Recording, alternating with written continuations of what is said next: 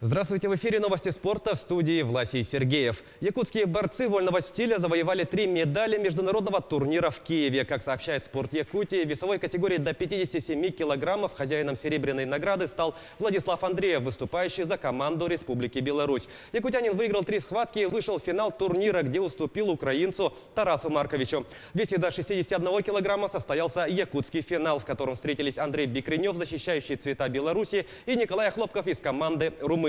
Последний в итоге напряженной схватки вышел победителем и стал обладателем медали высшей пробы. Далее борцов ждет мемориал Маттео Пелликоне, который пройдет в конце мая в Италии.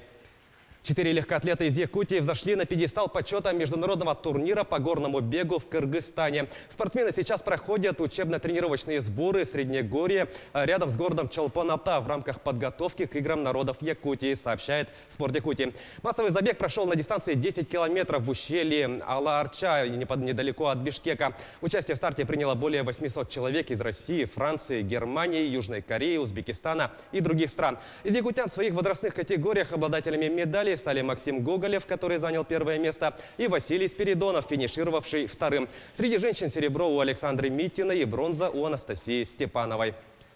Сборная России по хоккею одержала победу над командой Австрии со счетом 5-0 во втором матче чемпионата мира, который проходит в Словакии. В составе россиян дубль оформил Евгений Додонов. По одной шайбе забросили Никита Кучеров, Иван Телегин и Илья Ковальчук. После 2 игр подопечные Ильи Воробьева занимают 3-е место в группе «Б», набрав 6 очков. Столько же баллов у швейцарцев и чехов, опережающих россиян по дополнительным показателям. В следующем матче турнира российские хоккеисты сыграют со сборной Чехии. Встреча пройдет этой ночью.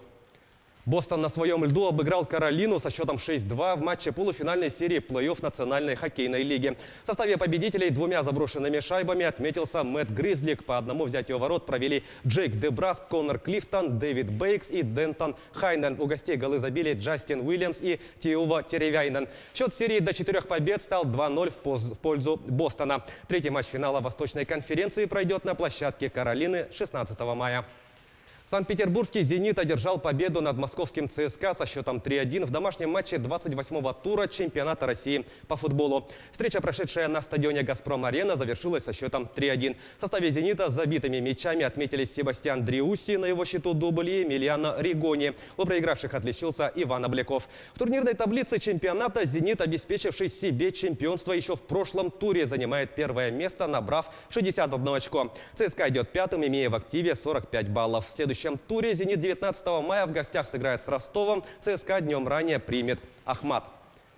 Манчестер Сити выиграл у Брайтона со счетом 4-1 в гостевом матче заключительного тура чемпионата Англии по футболу и стал победителем английской премьер-лиги. В составе горожан забитыми мячами отметили Серхио Агуэро, Эмерик Ляпорт, Риад Марес и Илкай Гюндаган. Единственный мяч Брайтона забил Глен Мюррей.